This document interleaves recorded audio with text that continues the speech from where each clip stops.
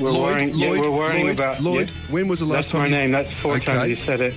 And aspiring shock jock in the studio with me till sunrise. Leroy yelled at 7 listeners and callers last week. We're going for 10 this week, Leroy. I only yelled at... It was Friday. I was grumpy. He's grumpy. I'd been up all week. Vaping, yes. All sorts of things, absenteeism. So why has it got to this point, Peter, where these students have bought the ticket, they think they're going, you're closer to it than I am, you've got your daughter at the school, you understand the school and the culture there. So why has it come to this point where they've bought the tickets, everyone's ready to go, and somebody on the staff has woken up one day and thought, no, we're going to get these 20 kids and tell them they're not welcome? How did that happen? Yeah, well, now, a popular high school in Melbourne's east has banned a bunch of students from attending their school formal. So it's the Year 12 school formal. The teachers have got together and they've decided that these students, who have now 20 students that they've singled out, and they've paid $138 each for this June 8 event at the MCG, right, their school formal. They've made a list of these students after they've purchased the ticket, so they've thought to themselves after the act that they wanted to do this.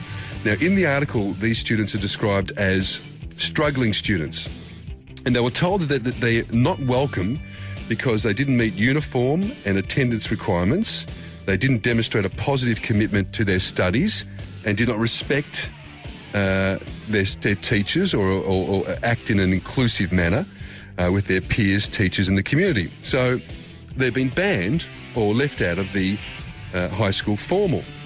So I'm thinking, well, the teachers really, it's their job to ensure that the students fall in line and do this. I know the parents should take some responsibility, but they should be contacting the parents. So my thinking is, why wait till now, the school formal, for this sort of gotcha moment and punishing these kids, and I reckon making matters worse by isolating them and, as I say, they're struggling or bad students, and by saying to them, they're not welcome. Now, there's a further 30 other Year 12s at this school who now don't want to attend because, of course, their friends aren't going, or a whole bunch of their friends aren't going. But they won't refund their tickets. Yeah.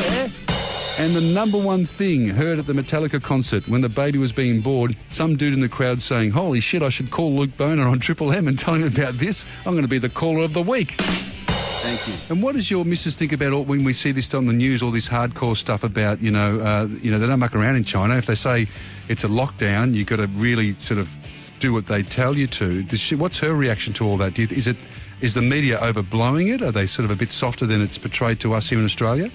She actually said that she thinks Melbourne is worse. Like, the way that protesters were treated in Melbourne is worse than the people in Beijing. Thing about radio, though, some of the great radio people continued on. There was a guy in the UK, Wogan, I think his name was, and he was 80 and he was still rating number 1. And so you can be forever young when you're on the radio. I come from a family of tradies. It's a bit hard when you use your body and working, on site all the time. You sort of get to 60 and you're sort of a bit broken. But on the radio, you can keep going, Matty. Yeah, look at John Laws. He's still going. Oh, he used to. Can't shut the guy up. Yeah.